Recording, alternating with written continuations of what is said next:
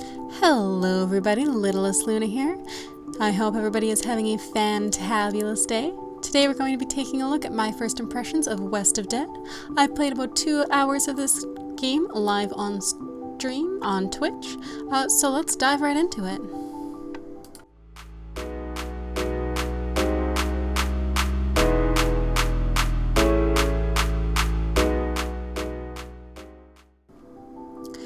First things first, as with all of these games, the visuals are absolutely stunning. I cannot believe how absolutely beautiful this game is. Now, before we get too far into anything, I do want to point out that this game is $23 on Steam, and I did get it as part of the Humble Bundle. Without further ado, let's dive right in. So the first thing that you see up on screen here is the tutorial section, which honestly was not super clear as to how you could hide, take cover, use your firearms, etc. However, it wasn't super difficult to pick up once you kind of got an idea of what you were doing. Basically, you automatically take cover anytime that you go up to any tall object in the game. And from there, you're able to use your mouse to point and click and shoot the enemies around you, even from behind cover, which is very nice that it is a very seamless experience.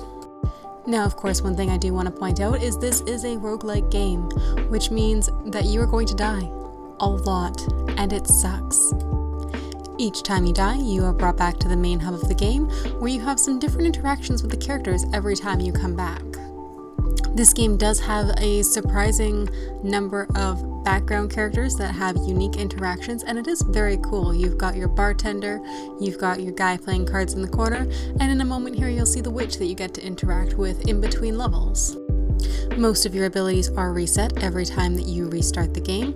However, there are some abilities that do stay with you, including when you beat the boss for each level, you do gain an ability that stays with you every time you restart, which is really nice.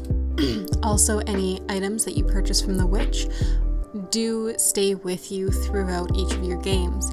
Now, these do take a lot of time to gain access to, but I do highly recommend using your points and paying attention to what you're getting. I did not.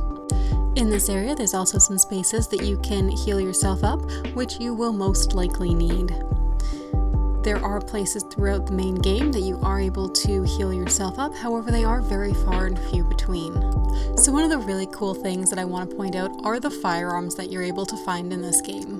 Now, while I did only play for 2 hours, I found different weapons such as shotguns, rifles, freeze rays, and even a flare gun that I don't believe I ever used.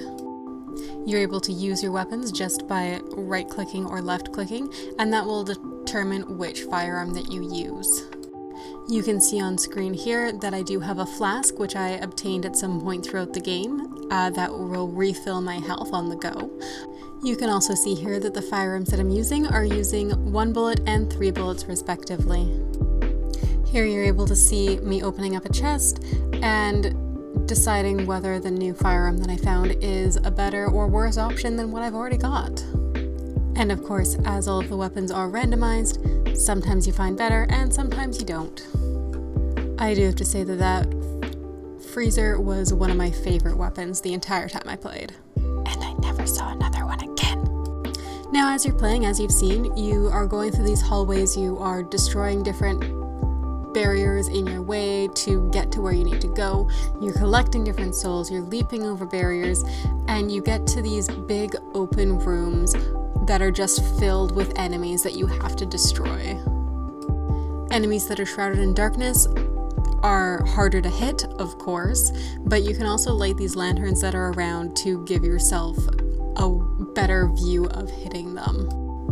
Now, there are some waves of enemies as well, depending on what room you happen to walk into, and honestly, these were some of my favorite rooms to play. They were super interactive. You had sometimes the same enemies, sometimes different enemies coming at you, but they were definitely very enjoyable to play. Of course, as you progress, the levels do get harder, and I never made it past the second level. Now, would I play this game again? It's already in my library, so I probably would. But would I spend $23 on it to own it myself through Steam? Honestly, probably not.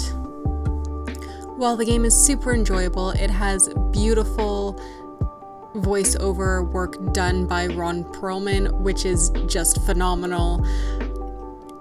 Honestly, it's not my favorite type of game. If you're somebody that really enjoys roguelites, I would highly recommend it.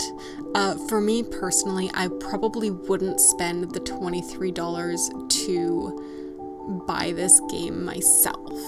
Now, they do also have an expansion DLC that is included in the Path of the Crow Deluxe Edition, as well as the soundtrack, which could be worth it for the $28 for the extra $5 that it is for those extra features. That could very well make it worth it for me. But as it is, I did very much enjoy the base game as it came.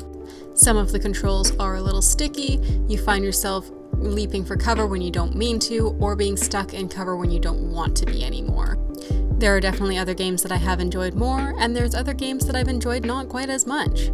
I'd probably give this a solid 6 out of 10 as a rating, and a good 80% of that rating is on these graphics alone, because this is a gorgeous, gorgeous game. Let me know in the comments below if you've tried this game before, and let me know if you have any recommendations for future games to try out. Thanks so much for watching, and have yourself a fantabulous day. See you next time. Bye.